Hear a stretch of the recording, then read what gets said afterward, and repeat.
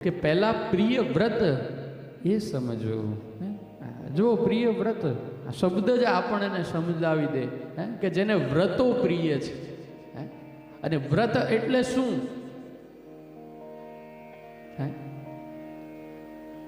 વ્રત એને કહીએ બંધન. બંધન એટલે વ્રત.